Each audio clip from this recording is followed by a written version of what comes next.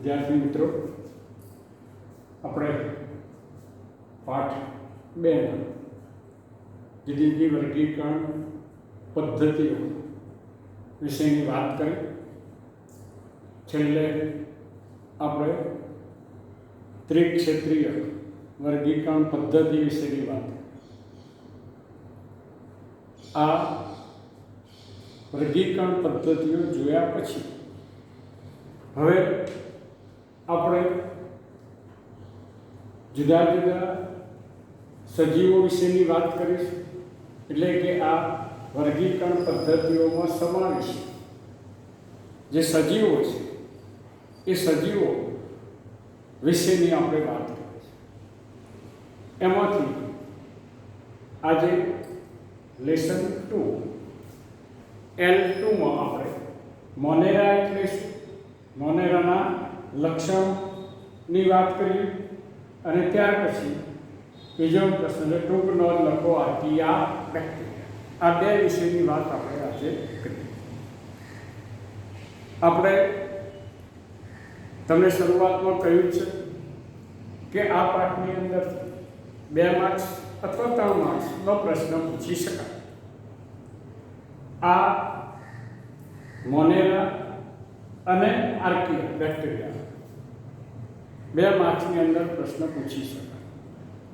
પહેલા તો આપણે જોઈએ કે મોનેરા એટલે શું, તેની વ્યાખ્યા. સરળ એકકોષીય, આદિકોષ કેન્દ્રીય અને વિવિધ અંગિકાઓનો અભાવ હોય તેવા સજીવ સમૂહને મોનેરા તરીકે ઓળખવામાં આવે છે. આને મોટે ભાગે આપણે બેક્ટેરિયા તરીકે પણ ઓળખીએ છીએ. બેક્ટેરિયા તરીકે પણ ઓળખવામાં આવે છે. આપણે આ મોનેરા ની વિશેષતાઓ, એના કયા કયા લક્ષણો છે એના વિશેની વાત. પહેલી વિશેષતા છે વસવાટ. આપણને ખબર છે કે બેક્ટેરિયા એ સર્વત્ર જોવા મળે છે. મોટે ભાગે જો જીવસૃષ્ટિ શક્ય છે એ સિવાય પણ બધી જ જગ્યાએ આ મોનેરાનો સમાવિષ્ટ બેક્ટેરિયા જોવા મળે. આપણે લખ્યું છે મોટે ભાગે સર્વત્ર, માટીમાં એટલે કે જમીનમાં, ગરમ પાણીના ઝરા, રણ, બરફ, ઊંડા મહાસાગર, હવા, પાણી, ભૂમિ અને પરોપજીવી તરીકે બીજા સજીવોના શરીરમાં જીવન ગુજારતા જોવા મળે છે. ટૂંકમાં આપણે કહીએ છીએ કે બધી જગ્યાએ આ બેક્ટેરિયા જોવા મળે છે.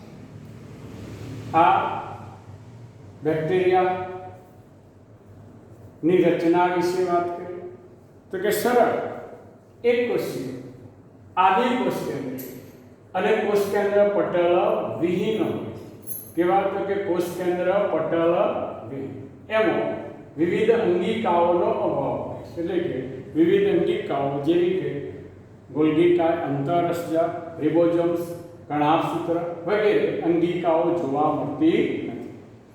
તેઓ એકાકી કે વસાહતી સ્વરૂપે જીવન ગુજારતા જોવા મળે.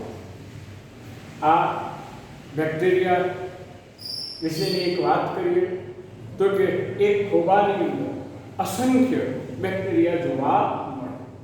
હવે આપણે આ બેક્ટેરિયાની પોષણ પદ્ધતિ વિશેની વાત કરીએ તો કેટલાક બેક્ટેરિયા સ્વયંપોષી પોષણ પદ્ધતિ ધરાવે છે તો કેટલાક પરપોષી પોષણ પદ્ધતિ ધરાવતા જોવા મળે. સ્વયંપોષી પોષણ પદ્ધતિ ધરાવતા બેક્ટેરિયા કેવી રીતે પોષણ મેળવે તો કે તે અકાર્બનિક દ્રવ્યોમાંથી પોતાના ખોરાકનું સંશ્લેષણ કરે છે. એટલે જટિલ કાર્બનિક પદાર્થનું તે સરળ કાર્બનિક પદાર્થ અને પછી સરળ કાર્બનિક પદાર્થનું સરળ અકાર્બનિક પદાર્થમાં રૂપાંતર કરી ખોરાક પોતાની જાતે બનાવે છે. કેટલાક બેક્ટેરિયા એ પ્રકાશ સંશ્લેષી, તો કેટલાક રસાયણ સંશ્લેષી બેક્ટેરિયા છે. આપણે જાણીએ છીએ કે સાયનોબેક્ટેરિયા એ પ્રકાશ સંશ્લેષી કે જે પોતાની જાતે પ્રકાશ સંશ્લેષણનું કાર્ય કરી ખોરાક બનાવી શકે. હવે જે પરપોષી પોષણ પદ્ધતિ, તો કે અન્ય સજીવો કે મૃત કાર્બનિક દ્રવ્યો, અન્ય સજીવો કે મૃત કાર્બનિક દ્રવ્યોમાંથી પોષણ મેળવવામાં આવતી પદ્ધતિને કહે છે પરપોષી પોષણ પદ્ધતિ. એમાં પરોપજીવી, મૃતોપજીવી અને સહજીવી, પરોપજીવી, મૃતોપજીવી અને સહજીવી બેક્ટેરિયાનો સમાવેશ થાય છે. પરોપજીવી એટલે કે બીજા સજીવોના શરીરમાં જીવન ગુજારતા બેક્ટેરિયા. મૃતોપજીવી મૃત દ્રવ્યમાંથી પોષણ મેળવતા બેક્ટેરિયાને મૃતોપજીવી.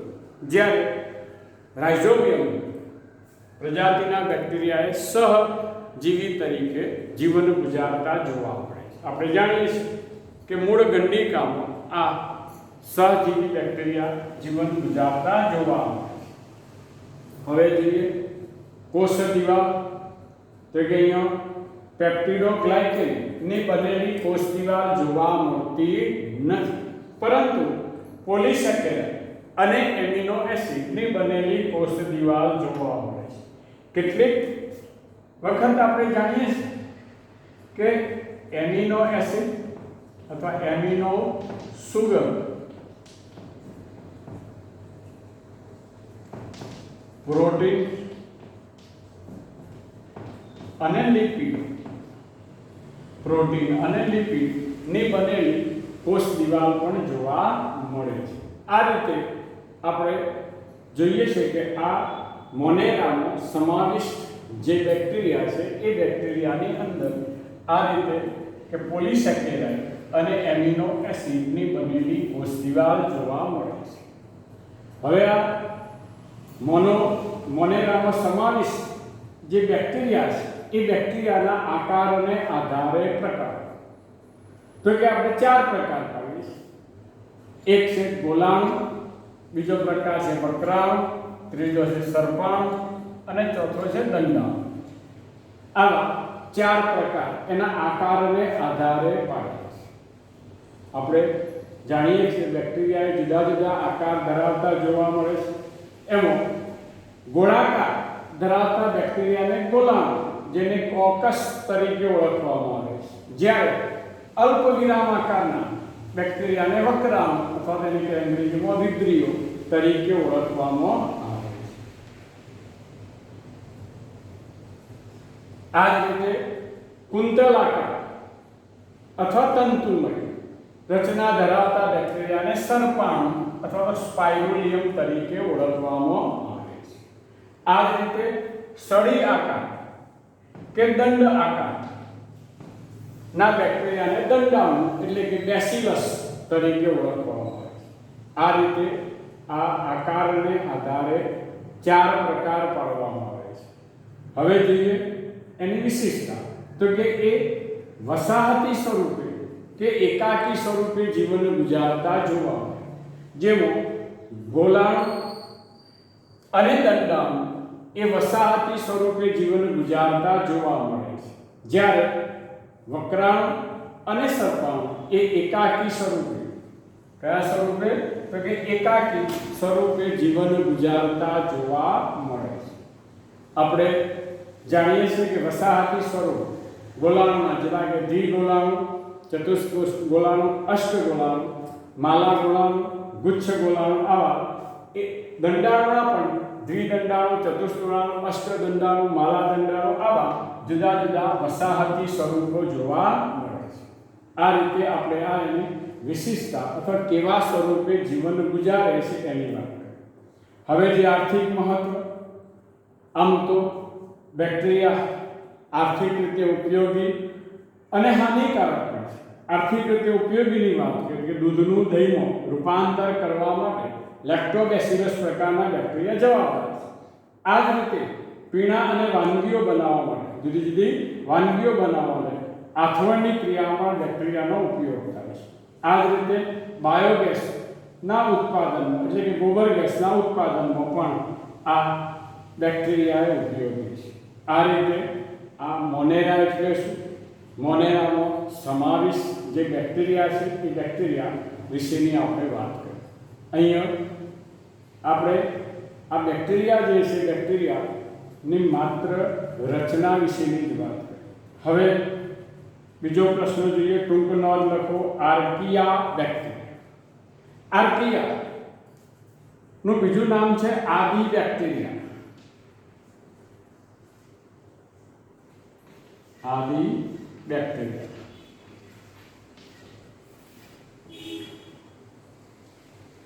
વસવાટની વાત કરીએ તો કે એ વિષમ પરિસ્થિતિમાં જીવન ગુજારતા બેક્ટેરિયા છે કે જે છાણમાં પણ જીવન ગુજારતા અથવા તો કે ગરમ પાણીના જરામાં જીવન ગુજારતા, એસિડિક માધ્યમમાં જીવન ગુજારતા કે કોલસાની ખાણમાં પણ જીવન ગુજારતા જોવા મળે છે.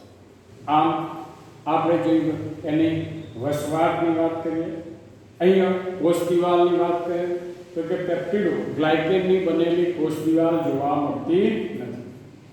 આપણે એની ઉપયોગિતા વિશેની પણ વાત કરીએ તો કે છાણમાંથી એટલે કે તૃણાહારી પ્રાણીઓના છાણમાંથી ગોબર ગેસ એટલે કે મિથેન એટલે કે બાયોગેસના ઉત્પાદનમાં એ ઉપયોગી છે. એના ઉદાહરણની વાત કરીએ તો કે મિથેનોજેન્સ, હેલોફિલસ અને થર્મોએસિડોફિલસ આવા ત્રણ એના ઉદાહરણ છે.